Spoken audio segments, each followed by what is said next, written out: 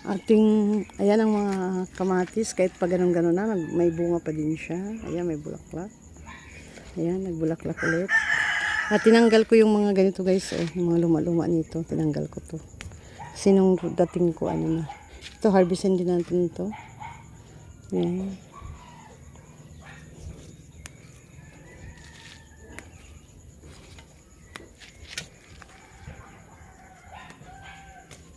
Harvestin din natin ito. Talbos.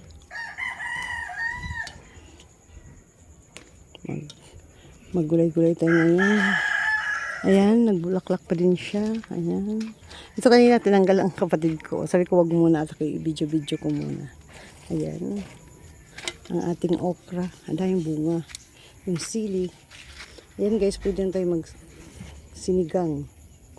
Ayan, pwede tayo magsinigang guys kasi malaki lang aking sili. Pagdating ko dito guys, ang dami talaga bunga na. Tuloy-tuloy naman ang bunga ng okra ng kapatid ko.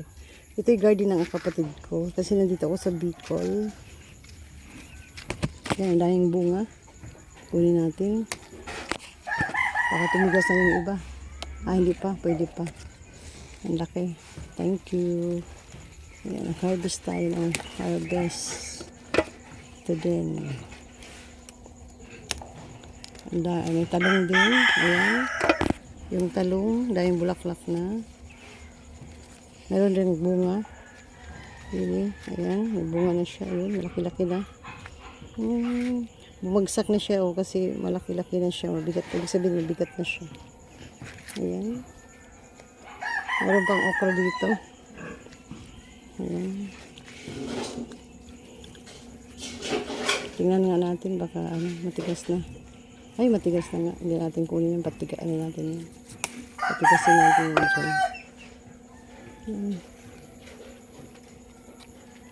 Ayan, may mga talong dahil bulaklak. Oh, ayan. Ito yung tumubo pa rin ng mani. Ito yung dati mani ito guys. Ngayon, hinarvest na nung tagalabad dito. Ayan. Tapos, nilagyan ng kapatid ko ng mga kangkong. Ayan. May mga ililipat pa kami dito. Nagtanim din ako ng hindi pa tumubo. Yung, nandiyan na pala. Tumubo ng sili. Thank you. Ayan, tumubo. May sili na tayo. Bell pepper to guys. Ano to? Yung direct ko na lang siya. Dinirect ko na siya. Yung,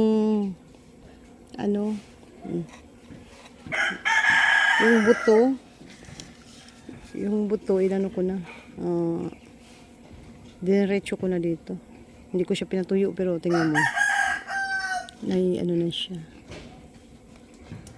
Ayan. Thank you. May tubo ng ating tanggalin natin yung mga damo-damo. Ayan, mayroon na. Kakatuwa. At least tumubo ng ating, pero yung iba hindi tumubo. Ayan, tanggalan natin ang damo. Ay, mayroon na rin pala. Kasi nilagay ko, isa-dalawa lang, kaya ganun. Mayroon na siya ulit. Yan. Sa mga sunod na araw, pag dumating na yung aming in-order na net siya. Para hindi ng mga manok. Kasi ang manok ay nakakawala. Ayan. Ito yung ghost, pero parang hindi maganda. Yung sa kabila doon namunga na. Ayan. Pag nito, lalagyan na natin yan ng net. Nag-order na kami ng trills. Ayan, may bunga na ulit siya. Pangalawang bunga na niya to guys. Kasi nung first bunga, hindi. Ito dito pala yung bunga sa kabila. Na-harvest na namin. Excuse me. Na-harvest na. So, dito naman daw siya nagbunga. Ayan, siya naman ang first bunga dito. Ayan, sunod-sunod na yan guys. Pag nagbunga na yan, sunod-sunod na yan. Ayan. Ang ating... Ano na yun? Oo. Ayan ang ating mga pato. Nag-waiting na. Alam nila yan sa akin guys. Sobrang tigas din. Tigas. Pang na sa tigas din. Pang na sana Pagpunla na lang yun. Ang daming mushroom. Di ba?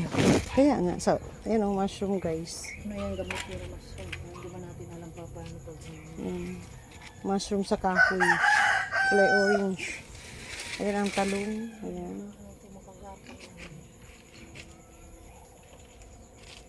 May mga nakuha na tayo guys. So, pwede na tayong gulayin. O di ba? Libre na. Pero mayroon pa yata doon yung na-harvest mo na yun. Mayroon pa doon. Mayroon pang okra doon. Yan. Bukas mayroon na naman yan. Sure. Kasi may mga ano na. Mayroon na naman siya. Mabilis ang okra eh. Mabilis lang ang okra. Ito ang ano oh, di ba? Pangit na kasi niya siya pagdating ko, kulubot-kulubot. Ang ginawa ko, tinanggalan ko siya. Ayan na. Gumanda na siya. Nagano na ang bulaklak. Dami na ako na-harvest. Kaya nga, pang ano na nga to, panghuli na nga to. Panghuling. Panghuling ano na, pero pwede pa na. Panghuling ano na yan siya. Kaya tinatanggal natin yung ganito. Yan, para yung vitamins na para dun sa bulaklak ulit. Yan. Tinatanggal ko yung ganito. Kasi kahit matagal na siya, ano pa rin, bubunga pa din siya. Yan.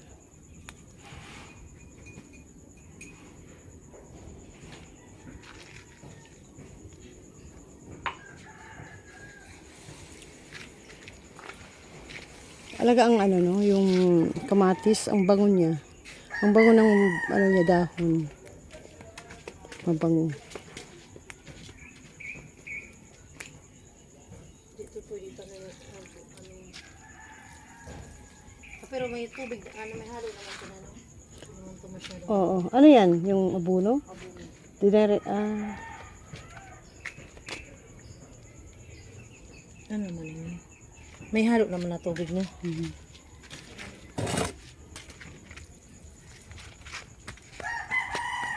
Yan, ito ay, ano ba, pandan. Pandan yan. Mabuhay ka! Galing ka pang Baguio.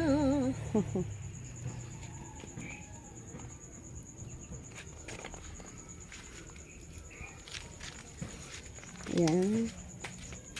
Ang ganda tingnan guys. Oh. Ayan, garden din yan ng kapitbahay guys. Meron siyang kalabasa na. May okra din siya. At ayan. Sa kabilang bakod din yan guys. Ayan. Manguha tayo dito ng ano. Dito kunin natin ito. Ang taba oh. Kaso di natin maabot. Ayan. Ano yan eh. May alugbati. Ayan. Gawin na maganda ang ating ano. Mamayang hapon matanong ako dito. Pichay dyan. Ayun, to, ano na naman siya. Papunta na naman siya doon oh. Saan? Ayun, aning, tingnan mo yun. Yung dulo. Marunong. Kaya kailangan papunta sa kabila para magbunga siya. Kasi matunaw lang yan sa init. Ayan. Day, paano na yan, Tioy? Ano na talaga. Paano na rin yan? Matanim na rin talaga. Panibago na. Pero ayan, tumutubo pa rin. Bunga pa din yung ano dyan. Tinanggalan kasi namin ng mga lubang dahon. Kasi nga, luma na siya. Ayan. Pero tingnan mo, nung tinitrim-trim ko, nagsibol ulit siya. Ayan. Magtatanim na tayo. May mga punla naman tayo nito. Tulad dito. Pero mayroon pang ano yung kapatid ko, pamunla. Yan. Para panibagong tanim ulit. Kasi ano na siya. Lipas na kasi to. Yan. Punta tayo sa ano guys, sa ano ng kapatid ko, sa kanyang farm. Sa kanyang mga alaga. Ayan, ang mga pato. Ang dami nila, oh. Ayan.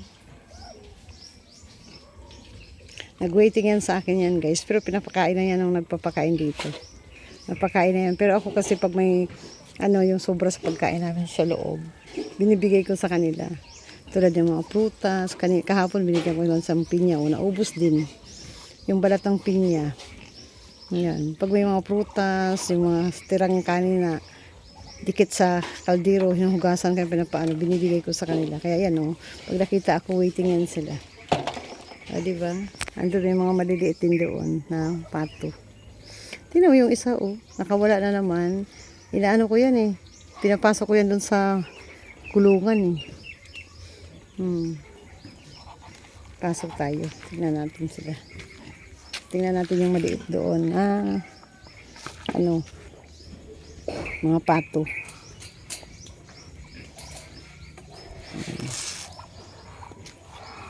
Ayan sila. Ang dami nila. Ayan. Ayan guys. Ayan. Ayan. Pasilip ko sa inyo ang mga pato na malalaki na. Ayan, nasa kulungan. 3 silang malaki-laki na. Dito, madami dito sa kabila. Pero maliliit pa. Maliliit pa sila. Ayan. Ayan sila. Ilan yan sila? 1, 2, 3. Bali, 6 sila nandito sa kulungan. Pero, mayroon pang isang nakawala. Ewan ko bakit nakakawala. Siguro pag pinapakain ng bullet, nakakawala. Kasi kahapon lang, hinuli ko na yung dalawa eh. Nakapasok na. Ayan, tulad ng isa yan.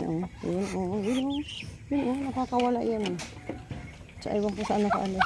Hindi naman siya pwedeng makawala dito sa kulungan. Kundi yung saan siguro pag nagpakain. Hindi ka agad natakpan.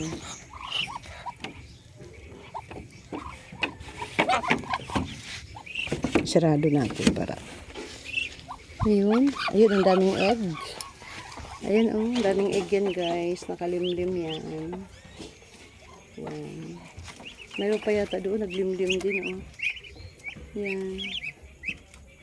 Marami talagang itlog sila. Dami yan guys, natakpan lang ng balahibo. Yan, nilimliman na niya yan. Yan. Ito. Yan ang aking mga bagong tinanim doon guys, sibuyas. Tapos yung isang, ito tanim to ng kapatid ko, pinagtatanggal ko na kasi ilang puno sa isang tatlo ganun. Siniparit ko doon na. Nilagay ko na doon, ayun, sa isang bed doon. Buhay na. Yung dito, buhay na sana. Ang problema yung manok. Yan. May mga tinanim din ako dyan ng mga punla. Yung ito dito, mayroon na to dito. Yung manok talaga pasaway. Ayun, tingnan natin doon. Punta tayo doon. Ayan.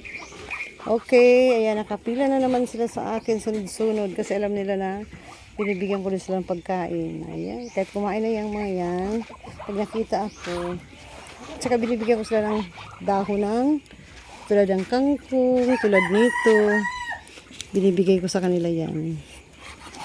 Yung mga dahon ng, gustong-gusto nila to, dahon ng kamote. Ayan, binibigay ko yan sa kanila.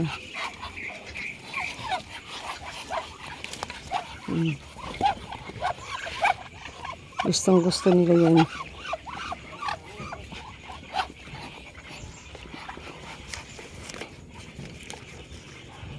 Hindi to sayang yung mga magulang nga ganito kasi binibigay ko.